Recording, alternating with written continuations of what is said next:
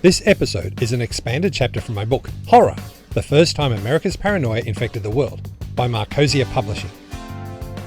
It covers the international war on comic books that occurred during the 1950s and explains how the modern political world still suffers from incidences from this time, while also telling the story of a gang of boys watching the world change around them. If you like movies like Stand By Me or Hollywood history like Alfred Hitchcock and Orson Welles' trouble with media censorship, then this may well be the book for you. Links how to find it are below.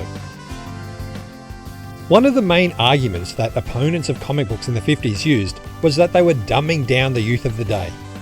Not only did they seem to be discouraging reading of real books, the language they used and the art they employed seemed to be eroding away the intelligence of children. It was like comics were literate vampires, sucking anything good from kids and leaving them mindless dullards, incapable of anything more than the simplest of tasks. Well, in 1948, two boys pulled off a stunt that should have ended this argument once and for all. This feat was so amazing, it was reported in newspapers across the globe.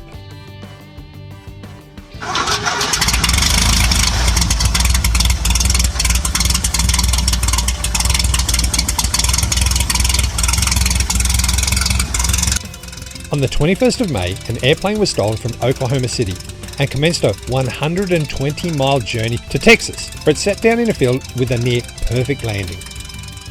About a week later, the local sheriff found the plane in the field, and the obvious question was asked, how did it get here?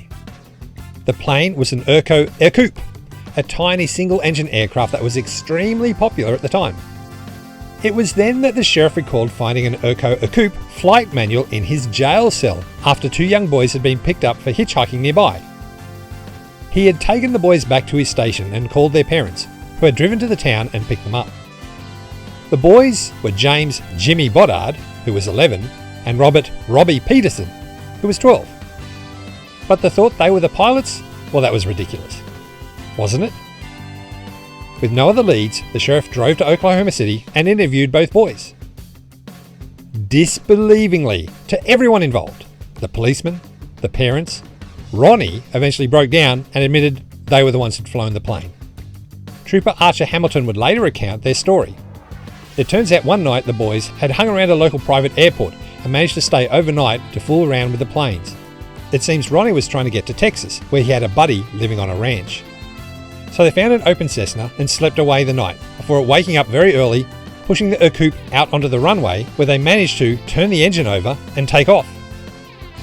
They flew over their houses, they flew over their school, and then started to head to Texas by following Highway 66 below them. At one point the boys admitted they landed, almost hit a fence, drove the plane around a farmhouse a few times, and then took off again.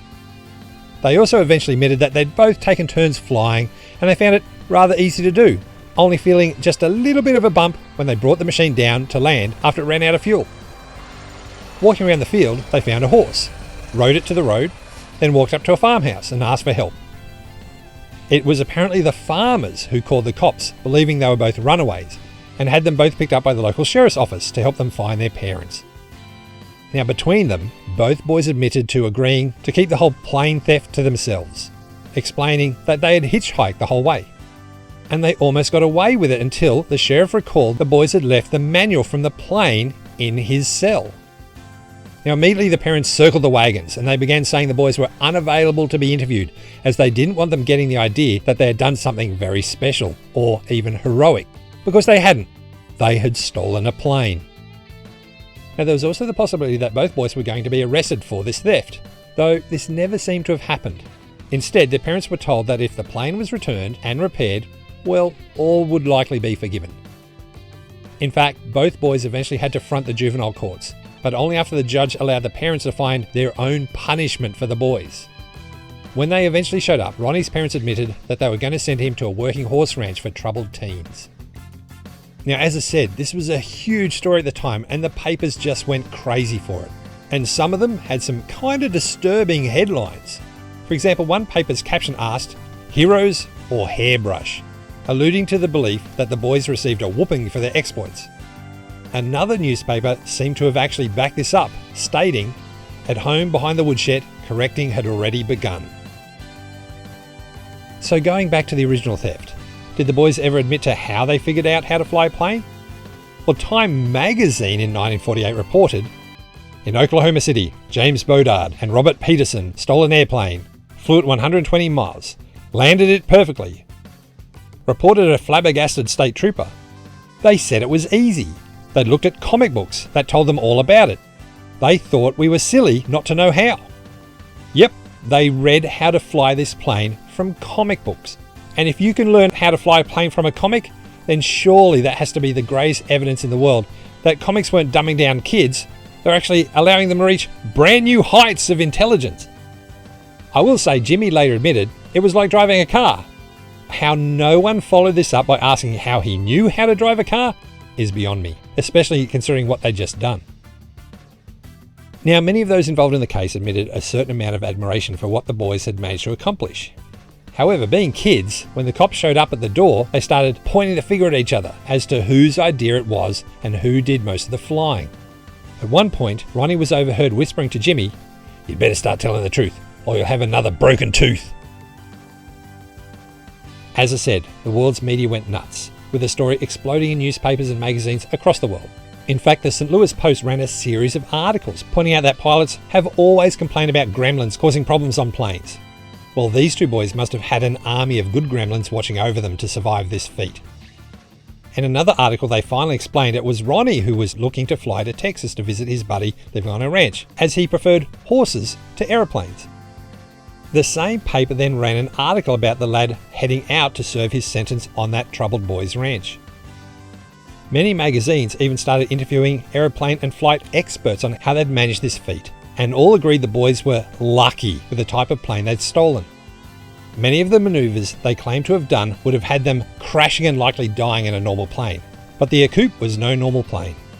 For example, it had been designed to never stall and would actually physically right itself in many dangerous situations.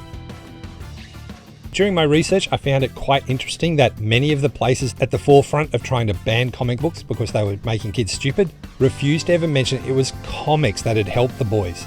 Instead, they generalised that the boys had been reading books and magazines on how to fly a plane. One article I enjoyed was from Science Digest, which also highlighted the story in their section about teaching people the science behind flight. The author then jokingly threw up his hands and admitted, "If two fifth-grader juvenile delinquents can learn how to fly from pursuing the comics, what need I have to burden the reader with talk of lift, drag, and angle of attack?" Now, both boys seemed to disappear, but only for a short time, because the only other time I could find one of them mentioned in any sort of newspaper was a couple of years later. In fact, it was in the Oklahoma Game and Fish News, Volume 6, Number 5, May 1950, which showed that Jimmy still had a bit of a wild streak. They were running an article about how people were catching and selling live rattlesnakes to certain industries, and there, with a big grin on his face, was Jimmy. A little bit older, a little bit bigger, and holding up one of the largest snakes he'd caught for the camera. So there you go. Remarkable. Two young boys stole a plane and learned how to fly it from comic books, proving once and for all, comics don't dumb you down. In fact, they can lead you to greater heights, and that is a terrible joke. But on that, I'm going to finish up for today. So I've got more stories coming, and don't forget, my new book is about the history of the Thing franchise.